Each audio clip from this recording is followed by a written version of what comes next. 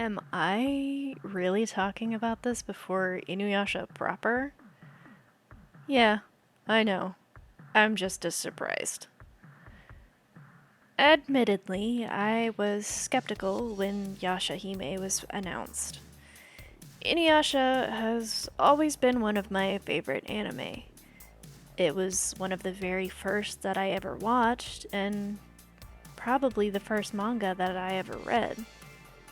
Now, don't get me wrong, I was excited to return to that world, but I, like most people, have been burned by lackluster adaptations and sequels in recent years. Somebody stop Disney, please. Hearing that Rumiko Takahashi would be involved made me feel a little more optimistic. If she was involved in any capacity, surely it couldn't be awful, right? Right? That, dear viewer, is some unfortunate foreshadowing. Slowly, we began to get more information about the series. Not only would it involve Inuyasha and Kagome's daughter, something I was personally looking forward to, but also Shishomaru's daughters. Wait, Shishomaru? Having half-demon daughters? Really? Rumors began to fly immediately.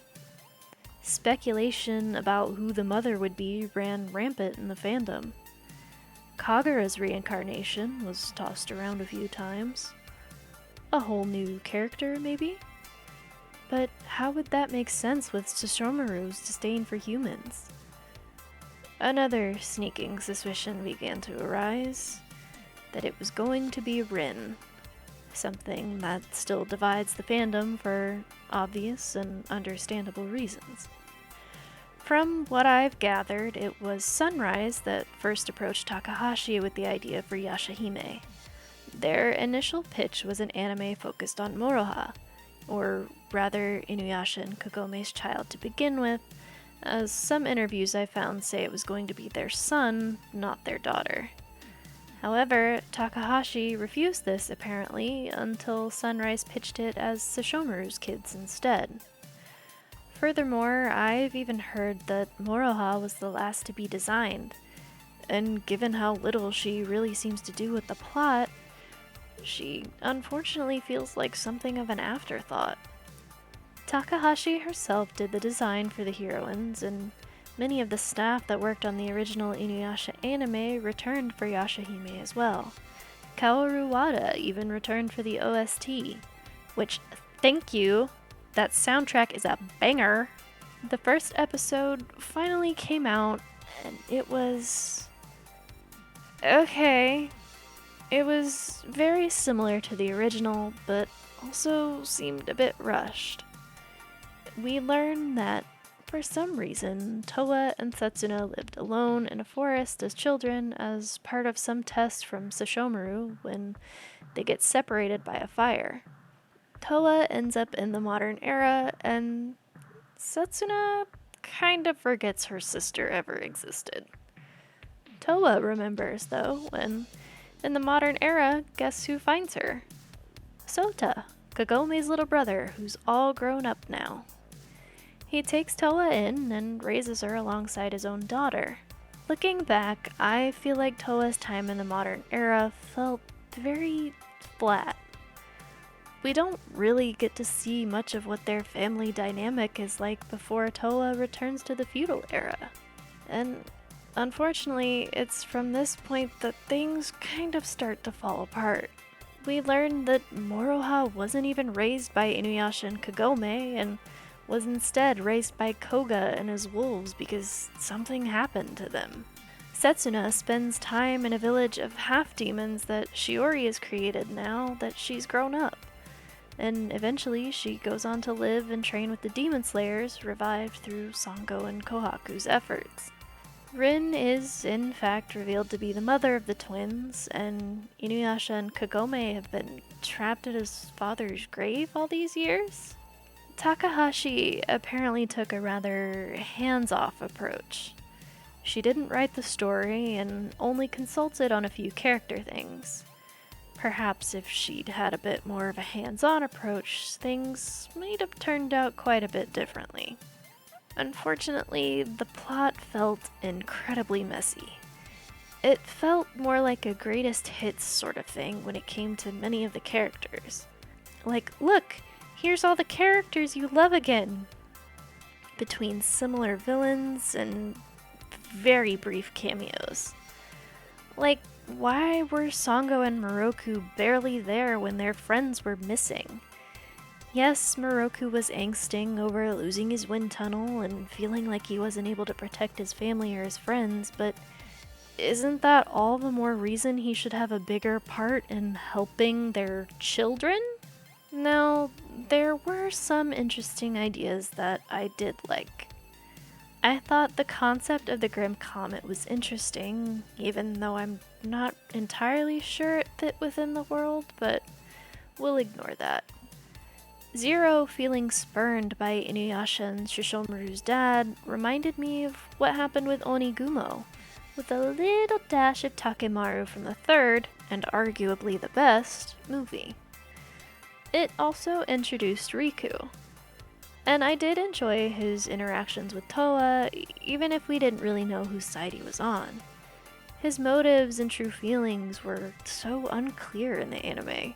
Moroha's reunion with her parents was really cute and wholesome, even though we were robbed of seeing her grow up with them, something that I know would have killed Inuyasha. Knowing how difficult his own childhood was being a half-demon, he'd absolutely want to be there for his kid. I'll be honest, I dropped the anime after the first season. It just didn't have the same feel as the original, and I felt like it was written with shonen tropes that have just become mainstream these days. I only went back to watch the last episode when it aired, just because I wanted to know how it ended. It did have potential. It just feels like it was rushed and fumbled. Even the personalities of the girls beyond Toa don't really feel fleshed out. Moroha comes across as kind of dumb and money-hungry, even if we eventually learn why that is, and she doesn't really get to contribute much into a fight. Setsuna's just cold and distant, shrugging off Toa's efforts to reconnect, which, in fairness, she doesn't even remember having a sister. Toa herself is tomboyish and gets into fights in the modern era, but suddenly she doesn't want to fight in the feudal era? From what I remember, at least, she was kind of reluctant at first. This, coupled with the fact that I didn't and still don't like the Sess-Rin ship, kind of soured the series for me, even if I did like Toa as a character. On the subject of Sesshomaru and Rin, I, like many people, viewed Sesshomaru as more of a fatherly figure to Rin, given her age and the way she followed him around. At the very least, he was like a guardian up for her. While, yes, he was pretty aloof and only really saved her when her life was actually in danger, and this relationship only happened when Rin was much older, that Shishomaru left her to grow up with Kaede in the village to get used to being around humans again before giving her the choice of which world she wanted to live in, either with him or with humans. And he only visited every so often, it still just feels off to me. While yes, I don't discredit the idea that being around Rin absolutely changed Shishomaru. I just don't like the idea that their relationship became romantic. To that end, in my own personal headcanon or AU, whatever you want to call it, I actually ship Shishomaru with a different character. Someone more obscure. You see, rather than doing what most other people would do and make an OC, I remembered a little PlayStation 2 game called Inuyasha and the Secret of the Cursed Mask, which, side tangent, is a really good game and feels like an actual arc in the series. Rumiko even designed the main playable characters. In the game, you could choose to play as a boy named Michiru or a girl named Kaname. Or whatever you wanted to name them, but those were the default names when you booted up the game. It kind of had some dating sim elements, even though nothing really happens, especially if you interfere, so to speak, with a canon romance. But they were still really fun scenes nonetheless. But for a portion of the story, the main character actually travels with Shishomaru for a bit. However, if you meet certain requirements when playing as the girl, which I believe involves visiting certain areas to view special scenes only on a New Game Plus file, she'll develop feelings for Shishomaru, and you can face down Naraku at the end with only the two of them before the main character eventually returns to her own era. Before Yashahime aired, it was kind of a joke theory for me that Kaname would be Towa and Setsuna's mom, even though I knew it was incredibly unlikely. As the series progressed, though, more and more I found myself wishing for it. I never delved too deeply into how it happened or how it would work. I just hand-waved it that she found a way to return to the feudal era and stayed there, eventually getting Sesshomaru to soften up because Rin was so attached. In the game, she refers to the female main character as Big Sis, and it's honestly really cute. And like I said, I never delved deeply into it, I've never written anything, it's just all played out in my head. I don't even think I could put it into words if I tried. Recently though, I decided to read the Yashahime manga because I'd heard it was a bit different. You can imagine my surprise when it fixed nearly every issue I had with the anime, aside from some of the pacing and of course Rin, but I expected that one. We get to see more of Towa's time in the modern era. It gets a whole chapter before everything kicks off. This includes her dynamic with Sota and his family, even Kagome's grandpa and her mother. Sota is honestly such a good dad. Kagome would be so proud of how well he grew up. It's implied in the manga that the reason Towa switched schools isn't because she keeps getting into fights, but because her previous school wanted her to dye her hair and wear glasses because she stood out too much. And Sota wouldn't stand for that kind of treatment for Towa. He's even spent years researching the feudal era for Towa in case she ever got to return to her own time.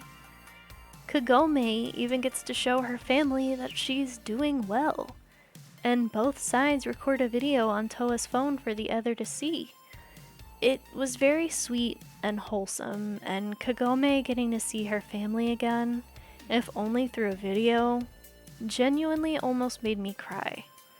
I definitely teared up when Towa returns later with a video from Kagome to show her mother, like, ugh, why wasn't that in the anime? The best change by far, though, is that Moroha and Setsuna grew up with Kaede and learned how to fight from the Demon Slayers. This, to me, made so much more sense. Kaede was always like the group mom in the original. Why wouldn't they trust her with the kids if they had to leave them behind?